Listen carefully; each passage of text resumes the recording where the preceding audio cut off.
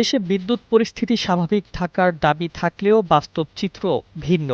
শহর জুড়ে প্রায় নিরবিচ্ছিন্ন বিদ্যুৎ সরবরাহের বিপরীতে গ্রামাঞ্চলে নিত্যসঙ্গী হয়ে উঠেছে লোডশেডিং। ফলে ধীরে ধীরে স্পষ্ট হয়ে উঠছে এক ধরনের বিদ্যুৎ বৈষম্য, যার বড় শিকার হচ্ছেন গ্রামের মানুষ। সংশ্লিষ্ট সূত্র বলছে, রাজধানী সহ বড় শহরগুলোতে বিদ্যুৎ সরবরাহ সচল রাখতে অগ্রাধিকার দেওয়া হচ্ছে। শিল্প কারখানা, বাণিজ্যিক এলাকা ও গুরুত্বপূর্ণ অবকাঠামো সচল রাখতে এই ব্যবস্থা নেওয়া হলেও এর প্রভাব সরাসরি পড়ছে গ্রামে। অনেক এলাকায় দিনে কয়েক দফা বিদ্যুৎ চলে যাচ্ছে, কখনো আবার ঘন্টার পর ঘন্টা অন্ধকারে থাকতে হচ্ছে গ্রামবাসীকে। নোভা এলইডি টিভি, ঝকঝকে ছবি, নিখুঁত শব্দ, 5 বছরের ওয়ারেন্টি। নোভা মানি সঠিক মান, নিশ্চিত সেবা। গ্রামের বাসিন্দাদের অভিযোগ, লোডশেডিং এখন যেন শুধুই তাদের জন্য। শহরে বিদ্যুৎ না থাকলেও তা খুব অল্প সময়ের জন্য, কিন্তু গ্রামে এটি নিয়মিত ঘটনায় পরিণত হয়েছে।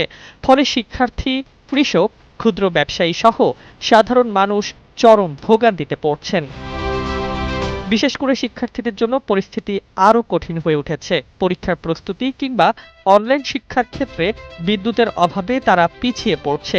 একইভাবে সেচ নির্ভর কৃষিকাজেও ব্যাঘাত ঘটছে, যার প্রভাব পড়ছে উৎপাদনে। বিশ্লেষকদের মতে এটি কেবল সাময়িক সমস্যা নয়, বরং পরিকল্পনা ও ব্যবস্থাপনায় বৈষম্যের প্রতিফলন। শহরের চাহিদা মেটাতে গিয়ে গ্রামাঞ্চলকে দীর্ঘদিন ধরে উপেক্ষা করা হলে এই বৈষম্য আরও স্থায়ী রূপ নিতে পারে।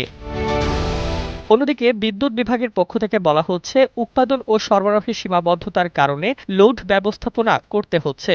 তবে প্রশ্ন উঠেছে, এই লোড ম্যানেজমেন্ট কেন বারবার গ্রামকেই টার্গেট করছে? সংশ্লিষ্টদের মতে সমাধানের জন্য প্রয়োজন স্বচ্ছ পরিকল্পনা ও ন্যায্য বন্টন। শহর গ্রাম নির্বিশেষে সমানভাবে বিদ্যুৎ সরবরাহ নিশ্চিত করা না গেলে উন্নয়নের যে দাবি করা হচ্ছে তা প্রশ্নের মুখে পড়বে। সব মিলিয়ে লোডশেডিং মানেই গ্রাম, এই বাস্তবতা এখন আর অভিযোগ নয়, বরং এটি একটি কঠিন সত্য। আর এই বৈষম্য যদি দ্রুত কমানো না যায়, তাহলে গ্রাম শহরের ব্যবধান আরও গভীর হবে, যার প্রভাব পড়বে সামগ্রিক উন্নয়নেও।